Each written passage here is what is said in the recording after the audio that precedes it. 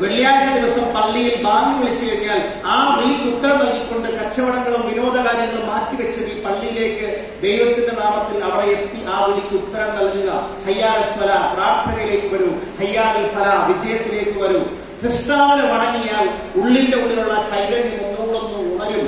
നമ്മുടെ ഉള്ളിൽ വന്ന ചീത്ത വിചാരങ്ങളും മോശ വിചാരങ്ങളും ഒക്കെ മനസ്സിനെ കഴുകിക്കളയും. ശരീരവും വസ്ത്രവും കഴുകുന്നത് പോലെ മനസ്സ് കഴുകാനുള്ള ഏതെങ്കിലും സോപ്പിൽ കഴിവിച്ചിട്ടുണ്ടോ?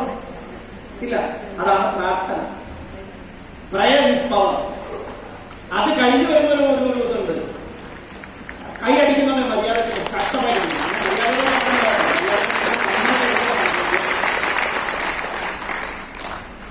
അത് കഴിഞ്ഞുള്ള ആയത്താണ് ഞാൻ പറഞ്ഞത്.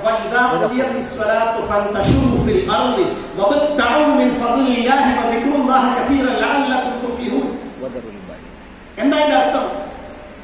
നിസ്കാരം കഴിഞ്ഞാൽ പള്ളിയിൽ ഇരിക്കരുത്, വീട്ടിൽ പോയി ബിരിയാണി വെച്ച് കിടന്ന് ഉറങ്ങരുത്. പിന്നെ എന്തുകൊണ്ട് പറഞ്ഞു?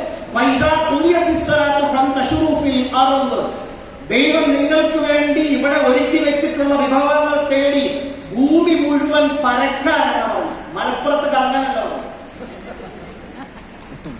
കേരളത്തിൽ കറങ്ങാനല്ല പറഞ്ഞു, ഇന്ത്യ രാജ്യത്ത് കറങ്ങാനല്ല പറഞ്ഞു. ഭൂമിയിൽ നിങ്ങൾക്ക് വേണ്ടി ദൈവം സംഭരിച്ചിരിക്കുന്ന വിഭവങ്ങൾ തേടി ഈ ഭൂമി മുഴുവൻ ഈ പരക്കുക, കഠിനാധ്വാനം ചെയ്യുക എന്നാണ് പറഞ്ഞത്. ബൈബിൾ തന്നെ പറഞ്ഞു, നീ നിന്റെ വിയർപ്പ് കൊണ്ട് അപ്പം ഭക്ഷിക്കുമെന്ന് പറഞ്ഞു. കഠിനാധ്വാനം ചെയ്യണം. വെള്ളപ്പൊക്കം വരുമ്പം ദൈവം വന്ന് രക്ഷിച്ചോടെന്ന് പറഞ്ഞാൽ മുങ്ങിപ്പോത്തേ ഉള്ളൂ.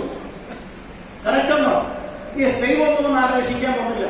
ദൈവം ആരെങ്കിലുമൊക്കെ അയക്കും. രക്ഷപ്പെടാനുള്ള മാർഗം കാണിച്ചത് TV ഓൺ ചെയ്ത വാർത്ത വരും, ഇവിടെ വെള്ളം പോകും, പെട്ടെന്ന് മാറിക്കോണം. ഇല്ല, ഗവൺമെന്റിന്റെ ആൾക്കാരൊന്ന് പറയും, അത് പറയുന്നത് കേട്ട് മാറിക്കോണം. പടച്ചോ വരുമെന്ന് പറഞ്ഞാൽ പടച്ചോടെന്ന് പറഞ്ഞാൽ അവരുടെ മുമ്പിലൊന്നും വരുമൊന്നുമില്ല. ആരെങ്കിലും ഒക്കെ പടച്ചോൻ അയക്കുകയുള്ളൂ. അങ്ങനെ ആരെങ്കിലും ഒക്കെ എന്റെ മുമ്പിൽ അയച്ചത് കൊണ്ടും ആ വിളിക്ക് ഉത്തരം കൊടുത്തത് കൊണ്ടുമാണ് ഞാനിവിടെ ക്രൗഡ് ആയിട്ട് ചെയ്തിട്ടുള്ളത്.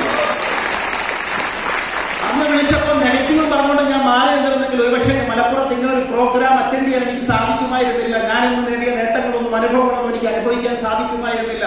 അതുകൊണ്ട് ഞാൻ